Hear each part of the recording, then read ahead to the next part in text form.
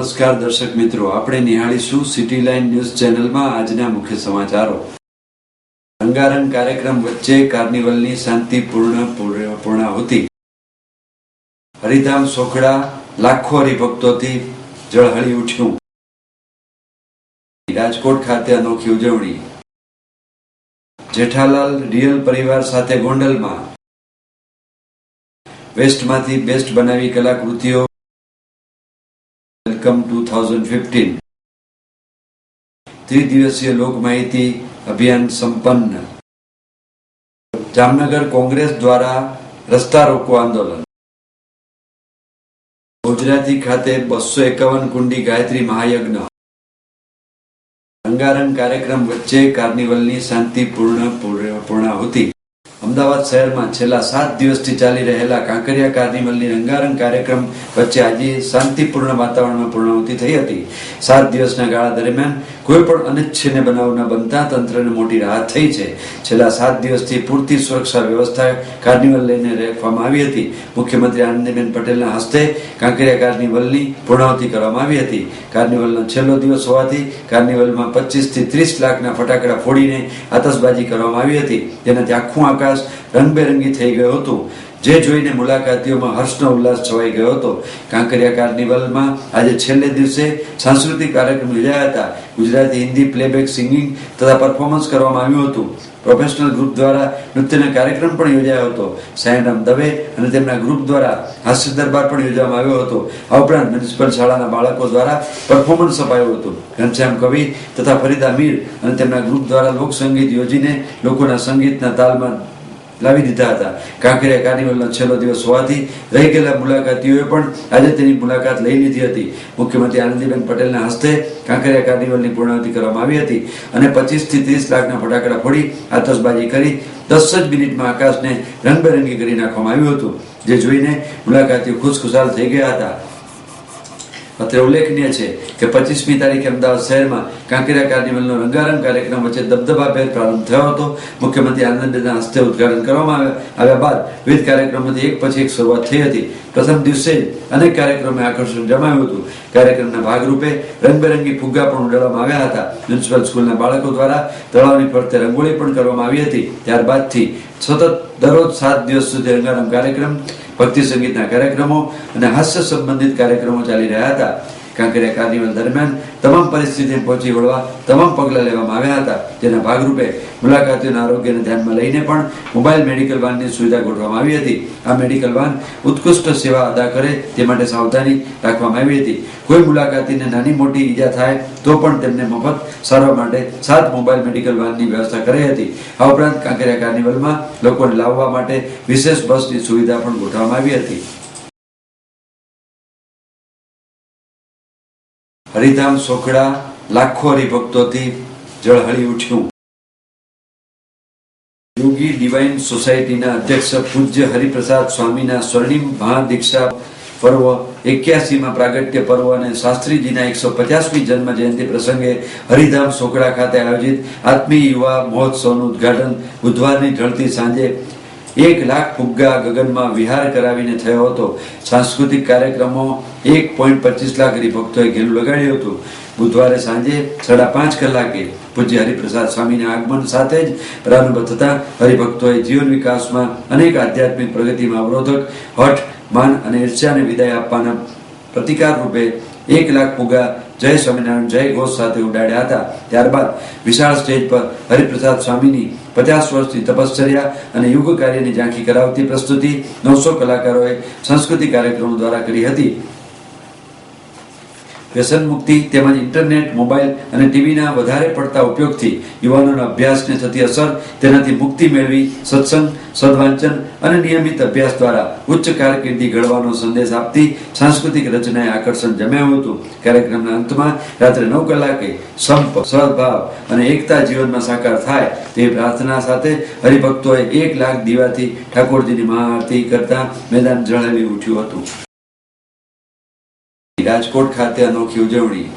આજે new યરની party માટે શહેરભરમાં અનેક આયોજન કરવામાં આવ્યા છે, ત્યારે યુવાધન પણ નવા વર્ષને વધારવા માટે થનગની રહ્યું છે. રાત્રે ડીજે વિથ ડાન્સ માટે યુવાનોમાં અનેરો ઉત્સાહ જોવા મળી રહ્યો છે.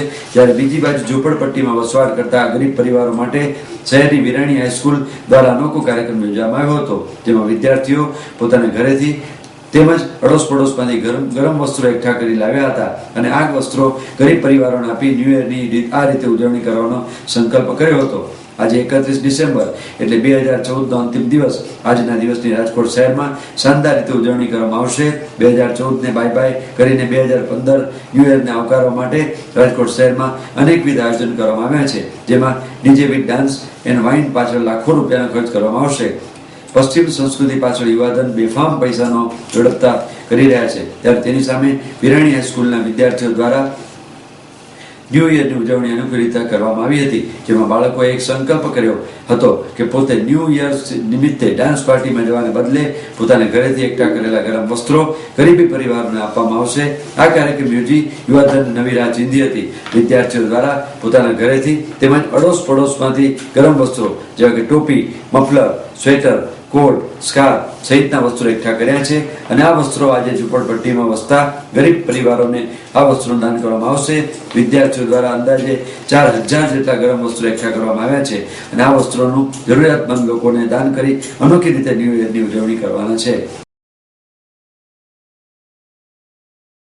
સાહેબ, સમગ્ર વિશ્વ પાશ્ચાત્ય સંસ્કૃતિનું આંધળું અનુકરણ કરી રહી છે અને ડાન્સ પાર્ટીની પાછળ 31મી ડિસેમ્બરની ઉજવણીમાં લખલૂટ ખર્ચ કરી રહી છે. ત્યારે વિરાણી હાઈસ્કૂલના વિદ્યાર્થીઓએ 31 ડિસેમ્બરની ઉજવણી વસ્ત્રદાન મહાદાનના મુદ્રાલેખ હેઠળ અલગ રીતે કરી અને સમાજ માટે એક પ્રેરણારૂપ ઉદ્બોધન છે પૂરું પાડેલું છે. વિરાણી હાઈસ્કૂલના વિદ્યાર્થીઓ પોતાના ઘરેથી અને આસપાસના વિસ્તારોમાંથી ગરમ કપડાં અને અન્ય કપડાં એકત્રિત કરી વિરાણી હાઈસ્કૂલ છે એમાં અર્પણ કરેલા છે અને આ લગભગ આશરે 4000 વસ્ત્રો છે વિરાણી હાઈસ્કૂલની અંદર બાળકોએ અર્પણ કરેલા છે. યુવા સેનાના સહયોગથી આ કપડાઓનું, આ ગરમ વસ્ત્રોનું રાજકોટ શહેરની ઝૂંપડપટ્ટીમાં જરૂરિયાતમંદ લોકોને વિતરણ કરવામાં આવશે. આમાં યુવા સેનાના સદસ્ય, શિક્ષક મિત્રો અને વિરાણી હાઈસ્કૂલના બાળકો છે એ પણ જોડાશે. જેઠાલાલ રિયલ પરિવાર સાથે ગોંડલમાં તારક મહેતા કા ઉલ્ટા ચશ્મા ટીવી સિરિયલમાં મુખ્ય ભૂમિકા ભજવી રહેલા જેઠાલાલ ઉર્ફે દિલીપ જોશી તેમના પરિવારજનો સાથે વર્ષના અંતિમ દિને એટલે કે આજે બુધવારે ગોંડલ અક્ષર મંદિરની મુલાકાત આવી પહોંચ્યા હતા. જેઠાલાલ જ્યારે પણ સૌરાષ્ટ્રની મુલાકાત આવે છે ત્યારે ગોંડલ અક્ષર મંદિરે શ્રીજીના દર્શન કરવાનું ક્યારેય ચૂકતા નથી. જેઠાલાલની સાથે તેની પત્ની, માતા પિતા અને બાળકોએ અક્ષર મંદિરમાં શ્રીજીના દર્શન કરી ધન્યતા અનુભવી હતી. તેમજ જેઠાલાલે જણાવ્યું હતું કે ગોંડલથી સારંગપુર જઈ પ્રમુખ સ્વામીના ચરણ સ્પર્શ કરી નવું વર્ષ 2015ની શરૂઆત કરશે તેવો સંકલ્પ લીધો છે. જેઠાલાલે ગોંડલ આવ્યા છે તેવી વાત શહેરમાં વાયુ વેગે ફેલાતા લોકોના ટોળા તેમને જોવા માટે અક્ષર મંદિર ઉમટ્યા પડ્યા હતા. ગોંડલ અક્ષર મંદિરમાં વહેલી સવારે આવેલા જેઠાલાલને પરિવારે સૌ પ્રથમ મંદિરના ઉપરના ખંડમાં જઈ આરતીનો લાભ લીધો હતો. બાદમાં અક્ષર મંદિરના કોઠારી સ્વામી દિવ્ય પુરુષ મહારાજની પ્રસાદીને હાર પહેરાવી જેઠાલાલનું સ્વાગત કર્યું હતું.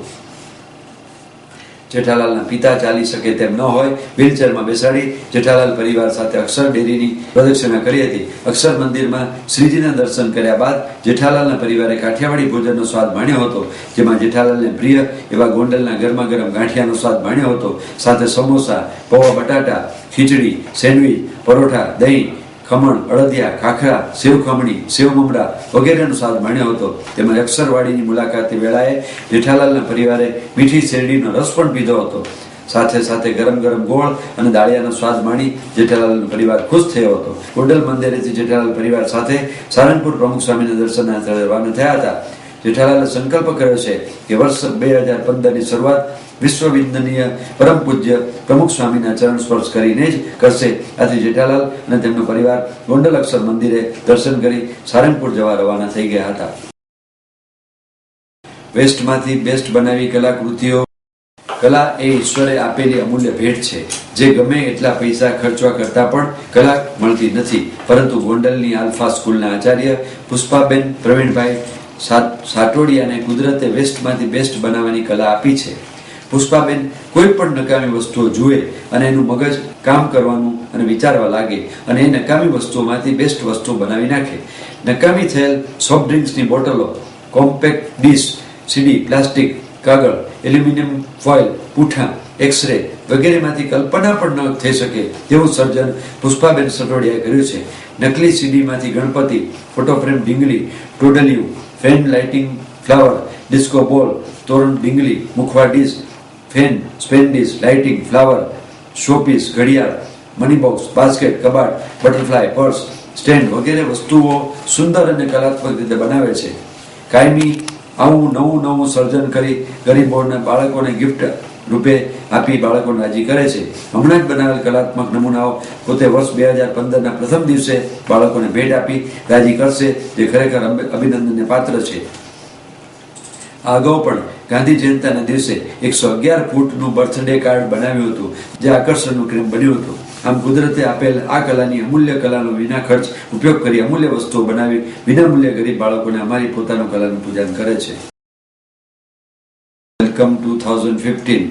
ગોંડલમાં વિદાય લઈ રહેલા 2014 અને ઉત્સાહ ઉમંગ આશાઓથી ભરપૂર નવલા વર્ષ 2015ની અનોખી ઉજવણી ગોંડલના નવા બોડી આર્ટિસ્ટ ધર્મેન્દ્રભાઈ મકવાણા યુવાનોના અંગો ઉપર બાય બાય 2014 અને વેલકમ 2015ના ટેટુ બનાવી અને આ ટેટુઓમાં પણ કલાકારે સ્વચ્છ ભારતના સંદેશના ટેટુ બનાવી યુવા વર્ગમાં અનેરું આકર્ષણ જમાવ્યું હતું. ત્રિદિવસીય લોક માહિતી અભિયાન સંપન્ન. કેન્દ્ર સરકારના માહિતી અને પ્રસારણ મંત્રાલયના હેઠળ વિવિધ મીડિયા એકમોના સંયુક્ત ઉપક્રમે કચ્છમાં ત્રિદિવસીય લોક માહિતી અભિયાન યોજવામાં આવ્યો હતો, જે અંતર્ગત આજે ત્રીજા અને અંતિમ દિવસે માંડવીના શ્રી ગોકુલ રંગ ભુવન હોલ ખાતે કાર્યક્રમ સમાપન થયું હતું. આજના કાર્યક્રમમાં માંડવીના મામલતદાર શ્રી એજી પટેલ, કોષાધ્યક્ષ શ્રીમતી ઉર્મિલાબેન પીઠડિયા, માંડવી શહેરના જાણીતા મ્યુનિસિપલ કાઉન્સિલરો તેમજ માંડવીની જનતા ખૂબ મોટી સંખ્યામાં ઉપસ્થિત રહી હતી. સ્વાગત પ્રવચન પ્રેસ ઇન્ફોર્મેશન બ્યુરો અમદાવાદના મદદનીશ નિયામક શાહુ પાટોળે કર્યું હતું. કાર્યક્રમનું સંચાલન આકાશવાણી ભુજના જસરફ નથવાણીએ અને આભાર વિધિ આકાશવાણી ભુજ સમાચારના વિભાગ વડા CRR સર્વેએ કર્યું હતું. અંતે 3 દિવસીય લોક માહિતી અભિયાન શાનદાર રહ્યો હતો અને આ લોકોનો ખૂબ સારો પ્રતિસાદ સાંભળ્યો હતો. જામનગર કોંગ્રેસ દ્વારા રસ્તા રોકો આંદોલન. ગુજરાતમાં જ્યારે ખેડૂતોને કપાસના પોષણક્ષમ ભાવો ન મળવાને મુદ્દે ભારે અસંતોષ છે, ઠેર ઠેર રસ્તા રોકો આંદોલન પણ ચાલે છે, ત્યારે જામનગર શહેરમાં આજે ઓલ ઇન્ડિયા કોંગ્રેસ સમિતિના જનરલ સેક્રેટરી અને ગુજરાતના પ્રભારી શ્રી ગુરુદાસ કામત, ગુજરાત પ્રદેશ કોંગ્રેસના સમિતિના અર્જુનભાઈ મોઢવાડિયા, ગુજરાત વિધાનસભા કોંગ્રેસ પક્ષના નેતા શ્રી શંકરસિંહ વાઘેલા ખાસ ઉપસ્થિત રહ્યા. ગુજરાત ખેડૂત સંમેલનમાં વક્તાઓએ કપાસના મુદ્દા ઉપરાંત લ્યો લેતા જાઓના ધોરણે ભાજપને મત દેવા બદલ ખેડૂતોને કેવા દિવસો આવ્યા તે બાબત વર્ણવી હતી. ખેડૂતોને કોંગ્રેસની સરકાર હતી ત્યારે શું ફાયદા મળ્યા હતા તેના આંકડા સહિતના દાખલા આપ્યા હતા.